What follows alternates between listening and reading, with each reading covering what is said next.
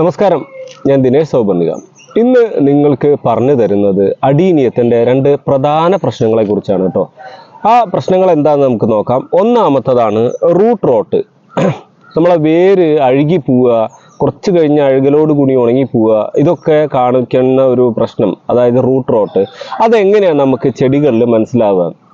നമ്മളുടെ അടീനിയം ചെടി വേരുകൾക്ക് ചീച്ചിൽ കേട് ഒക്കെ ബാധിക്കാൻ തുടങ്ങിയിട്ടുണ്ടെങ്കിൽ അത് ഇലകളിൽ ലക്ഷണം നമ്മൾ കാണിക്കും. ഇലകളുടെ അടിഭാഗത്തെ ഇലകൾ, ചെടികളുടെ ഏറ്റവും മേലുള്ള ഇലകളല്ല, അതിൻ്റെ കൊമ്പിൻ്റെ ഏറ്റവും താഴെയുള്ള ഇലകൾ മെല്ലെ മെല്ലെ മഞ്ഞ കളറാവാൻ തുടങ്ങും. അങ്ങനെ എല്ലാ ഇലകളും, എല്ലാ കൊമ്പിൻ്റെ ഇലകളും മഞ്ഞ കളറാവാൻ തുടങ്ങിയാൽ അടിഭാഗത്തെ ഇലകൾ മഞ്ഞ കളറാവും. നമ്മളത് സ്വാഭാവികമായിട്ടുള്ള മഞ്ഞ കളറായി ഉണങ്ങുകയാണെന്ന് കരുതി അത് കൊഴിച്ച് തട്ടിക്കഴിഞ്ഞാൽ പോരും. അടുത്ത ദിവസം വരുമ്പോൾ അടുത്ത സെറ്റ് ഇലകൾ ഇങ്ങനെ മഞ്ഞ കളറായി വരും. അങ്ങനെ പിന്നെ ആ മഞ്ഞ കളർ ഇലകൾ ഇങ്ങനെ കയറി വരുമ്പോൾ നമ്മൾ സ്റ്റെമ്മൊക്കെ ഒന്ന് പിടിച്ചു നോക്കിയാൽ ഒരു ആരോഗ്യക്കുറവ് സ്റ്റെമ്മിനുണ്ടായിരിക്കും, ചെറിയൊരു വ്യത്യാസം ഉണ്ടായിരിക്കും. അങ്ങനെയാണെങ്കിൽ അത് റൂട്ട് റോട്ട്, അത് ചെടിയുടെ വേര് പടലങ്ങളെ ചീച്ചിൽ ബാധിച്ചിട്ട് ഉണക്കം വരുമോ അല്ലെങ്കിൽ ചീച്ചിൽ ബാധിച്ചിരിക്കുകയോ ചെയ്യാം. അപ്പോൾ ഇങ്ങനെ മഞ്ഞ കളർ കാണുമ്പോൾ തന്നെ ആൻറ്റി ഫംഗൽ പൗഡർ എന്തെങ്കിലും ഉണ്ടെങ്കിൽ അത് നിങ്ങൾക്ക് പ്രയോഗിക്കാം. അത് കൂടാതെ ഇത് വരാതിരിക്കാൻ ചെയ്യേണ്ടത് വേപ്പിൻ പിണ്ണാക്ക് പോലത്തെ മിശ്രിതങ്ങൾ, പുഴുക്കൾ വന്നിട്ടുള്ള പ്രശ്നം കൊണ്ടാണെങ്കിൽ അത് ഇട്ട് കൊടുക്കുക. സുഡോമോണസോ അല്ലെങ്കിൽ ട്രൈക്കോഡെർമ ചേർത്ത മണ്ണിര കമ്പോസ്റ്റൊക്കെ യൂസ് ചെയ്യാം. പിന്നെ വെള്ളം കൂടുതൽ കെട്ടി നിൽക്കുന്ന അവസ്ഥയിൽ ഇരുന്നാലും ഈ പ്രശ്നം വരും. അപ്പോൾ മഴക്കാലമാണ്, മഴ കൊണ്ട് പരിചയമില്ലാത്ത ചെടികളാണെങ്കിൽ അത് മഴ സ്ഥലത്ത് നിന്ന് മാറ്റി വെക്കണം, പക്ഷെ വെയിൽ കിട്ടും വേണം. അതിന് ക്ലിയർ, അല്ലെങ്കിൽ നമ്മളെ ബൾബിൻ്റെ ഇത് ചെയ്യേണ്ടി വരും.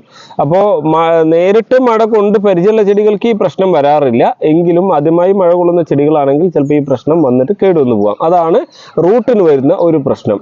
മഴ കൊള്ളാതെ വെക്കുകയാണെങ്കിലും വെയിലും വെളിച്ചം നന്നായി കിട്ടണം എന്നുള്ളതാണ് മറ്റൊരു കാര്യം. അതെങ്ങനെ എന്നുള്ളത് അതിന് സൊല്യൂഷൻ വേറെ കണ്ടുപിടിക്കേണ്ടി വരും. രണ്ടാമത്തേതാണ് സ്റ്റെം റോട്ട്. സ്റ്റെം റോട്ട് എന്ന് പറയുന്നത് സ്വാഭാവികമായിട്ടും വെള്ളം കിട്ടാതെ ചെടികൾ വേര് കരിഞ്ഞു പോയി, പിന്നെ സ്റ്റെമ്മ് കരിഞ്ഞു പോയി, അങ്ങനെ ഉണങ്ങി നിൽക്കും, തീരെ നനയ്ക്കാതെ. അതെങ്ങനെയാണ് മനസ്സിലാക്കുക? ചെടിയും മണ്ണും തമ്മിലുള്ള ബന്ധം വിട്ടിട്ട് വിള്ളൽ വന്നിട്ടുണ്ടാവും. കോഡക്സിൽ നിന്ന് മണ്ണിലേക്കുള്ള ഒരു നല്ല സ്ഥലം ഗ്യാപ്പ് പോകുന്നുണ്ട്. അങ്ങനെ വെള്ളം കിട്ടാതെയുള്ള ഉണക്ക് സംഭവിക്കാറുണ്ട്. അതുപോലെ അതല്ലാതെ വരുന്നത് ചിലപ്പോൾ കാണാം, ഇതിൻ്റെ ഈ സ്റ്റെമ്മിൻ്റെ മേലെ ശൽക്ക കീടങ്ങൾ, അതായത് ഈ തണ്ടിൻ്റെ മേലെ ഒട്ടിപ്പിടിച്ചിരുന്ന് നീരൂറ്റി കുടിക്കുന്ന ഒരു തരം പ്രാണികളുണ്ട്. അത് വരാം. അല്ലെങ്കിൽ അത് വന്ന് ചിലപ്പോൾ കുറച്ച് ചെറിയ മുറിവുകളൊക്കെ ഉണ്ടാക്കി കഴിഞ്ഞാൽ ചെറിയ നനവ് തട്ടുമ്പോൾ ഫംഗസ് വരാം. സ്റ്റെം റോട്ട് വരുമ്പോൾ എങ്ങനെയാ വെച്ചാൽ സ്റ്റെമ്മിൽ ചിലപ്പോൾ ബ്ലാക്ക് പുള്ളികൾ ഇങ്ങനെ വരാൻ തുടങ്ങും, കറുത്ത പുള്ളികൾ വരാൻ തുടങ്ങും. അങ്ങനെയാണെങ്കിൽ നിങ്ങൾക്ക് അതിന് ഫംഗൽ ഇൻഫെക്ഷൻ ബാധ വരുന്നുണ്ട് എന്ന് മനസ്സിലാക്കിയിട്ട് ഫംഗൽ ബാധയ്ക്കുള്ള മരുന്നുകൾ പ്രയോഗിച്ച് കൊടുത്തു കഴിഞ്ഞാൽ, സ്പ്രേ ആയിട്ടോ സ്റ്റെമ്മുമ്മേ ബ്രഷ് ഉപയോഗിച്ചോ കൊടുത്തു കഴിഞ്ഞാൽ ഒരു വിധമൊക്കെ ഇതിനെ നിയന്ത്രിക്കാൻ പറ്റും. ഇത് രണ്ടും കാര്യമായ പ്രശ്നങ്ങളാണ്. ഈ സ്റ്റെം റോട്ട് എന്ന് പറഞ്ഞത് കോഡക്സ് ചിലപ്പോൾ നല്ല സ്ട്രോങ് ആയി നിൽക്കും.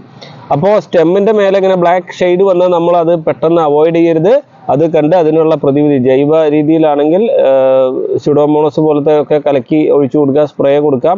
ഇങ്ങനെയൊക്കെ ചെയ്ത് കൊടുത്തുകൊണ്ട് പ്രൊട്ടക്ട് ചെയ്യുക, അല്ലെങ്കിൽ കെമിക്കൽ ട്രീറ്റ്മെൻറ്റിലേക്ക് കൊടുക്കുക.